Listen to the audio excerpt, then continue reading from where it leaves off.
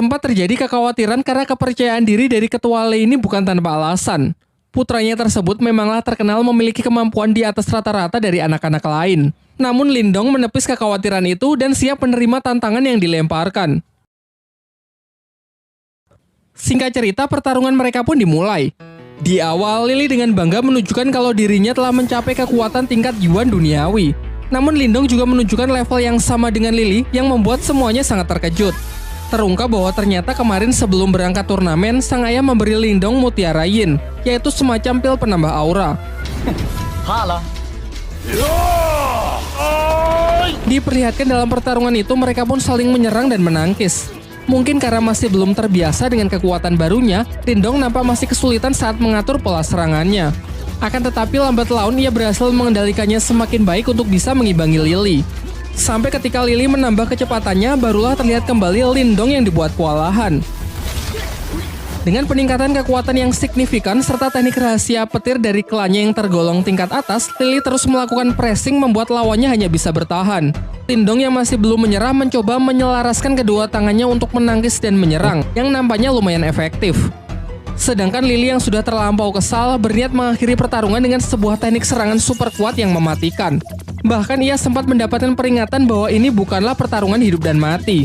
Merasa bahwa Lily tak akan menghentikan serangannya, Lindong pun segera merapalkan beberapa segel tangan untuk merilis teknik yang disebut gerbang ajaib demi mengatasi serangan yang mematikan tersebut. Dan benar saja, teknik yang digunakan Lindong telah ia upgrade ke level 2 sehingga tidak hanya mampu menghalau serangan dahsyat dari Lily, juga cukup kuat untuk menghempaskannya dan membuatnya tak sanggup untuk bangkit kembali. Dengan kekalahan putranya tersebut, dengan kesal dan terpaksa ketua klan Lei pun harus rela menepati janjinya untuk menyerahkan pabrik kayu miliknya. Keesokan harinya, diperlihatkan Lindong dan adiknya tengah bermain dengan si harimau api yang mereka beri nama Si Oyen. Barulah di siang harinya, mereka memeriksa tambang kayu yang telah mereka menangkan. Namun terlihat tempat itu benar-benar hancur berantakan.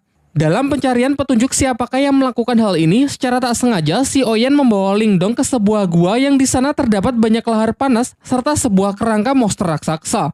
Di dalam gua itu Si Oyen menemukan sebuah kristal biru yang dengan lahap langsung ia makan.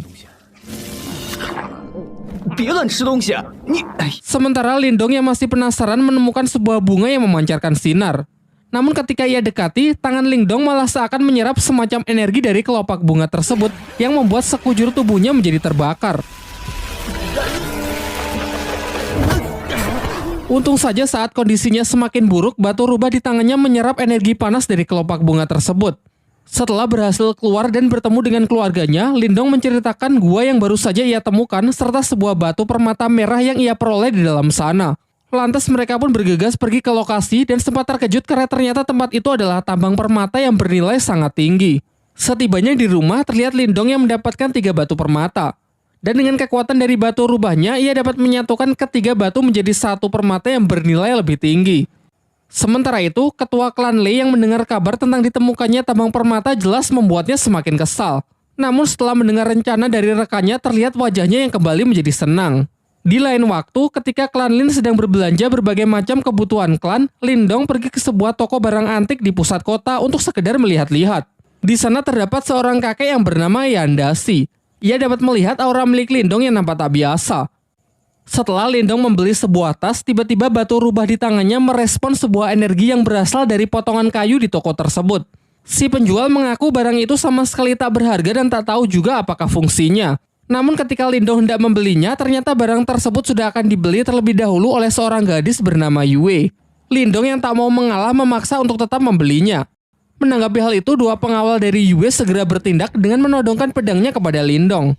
Namun tiba-tiba saja kedua pedang itu terlempar yang ternyata ini adalah ulah dari si kakek Yanda yang memiliki kemampuan telekinesis. Terungkap bahwa kakek Yanda ini sebenarnya adalah guru dari Yue. Perseteruan mereka pun berakhir dengan Yue yang mengalah meninggalkan tempat tersebut.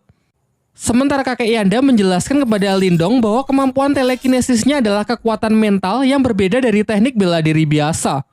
Ia lalu menawarkan agar Lindong mau menjadi muridnya setelah melihat potensi besar yang ia miliki.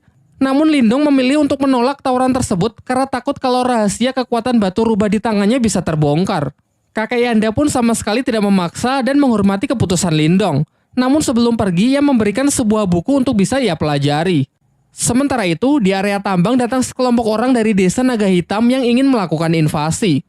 Mereka berniat merebut paksa pabrik kayu karena status kepemilikan dari tambang tersebut kini dianggap tidak jelas. Namun sebenarnya orang-orang ini adalah suruhan dari ketua klan Lei yang sengaja ia perintahkan untuk merebut tempatnya kembali. Beruntung Lindong kembali tepat waktu untuk mencoba melakukan perlawanan sehingga terjadilah pertarungan. Ketua Naga Hitam pun tanpa ragu langsung menyerang Lindong yang membuatnya terlempar menghantam gerbang masuk di sana. Dengan selubung aura sebagai pelindung, Lindong masih mampu bertahan dan bangkit kembali.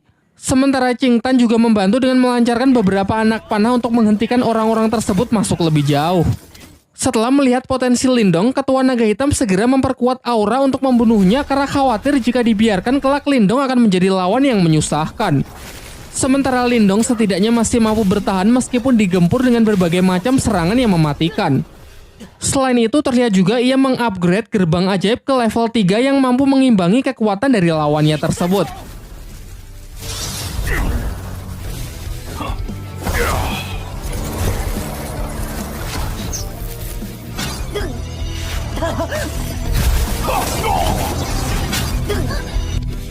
Ketika telah kehabisan energi, entah bagaimana Lindong mampu mengisi ulang energinya dengan menyerap energi alam.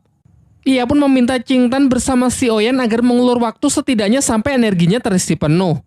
Jelas hal ini sama sekali tidak mudah, terlebih lagi karena bagaimanapun juga mereka telah kalah jumlah. Hingga saat salah seorang musuh berhasil melukai Lindong, seketika Lindong bangkit serta luka-lukanya bisa sembuh dengan sangat cepat karena energinya yang terkumpul telah lebih dari cukup. Dan benar saja, setelah bangkit kekuatan Lindong kini menjadi berkali-kali lipat sehingga di ronde kedua ini hanya dengan sekali pukulan ia dapat mengalahkan lawannya tersebut.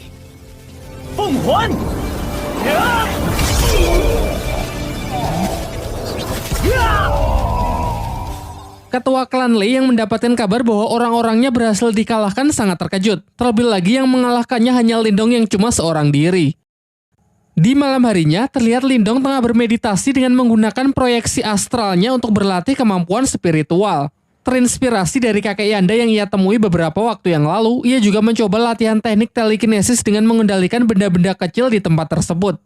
Selain itu, ia yang penasaran dengan potongan kayu yang telah ia beli tadi siang menyadari kalau benda tersebut memiliki semacam energi yang menyelubunginya. Ia pun mencoba berkonsentrasi, namun energinya masih belum cukup kuat untuk bisa menembusnya.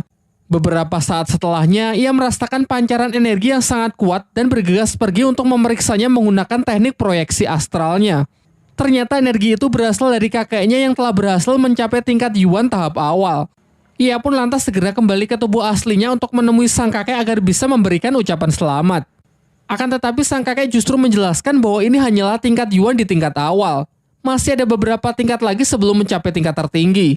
Kemudian ia mengungkapkan bahwa tadi ia sempat merasakan kekuatan mental teknik proyeksi astral yang mendekat, meskipun sesaat langsung menghilang.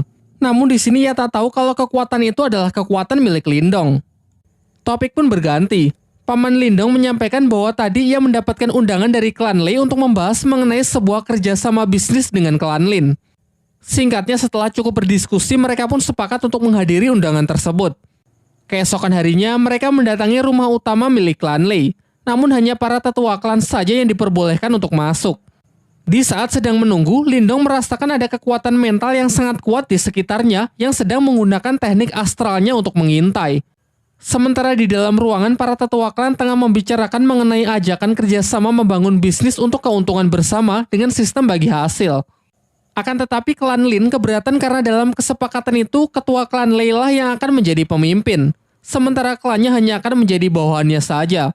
Di sini terbongkarlah kedok dari ketua klan Lei yang sebenarnya ingin menjadi penguasa di kota tempat mereka. Perdebatan itu pun semakin memanas yang malah membawa mereka dalam sebuah pertarungan.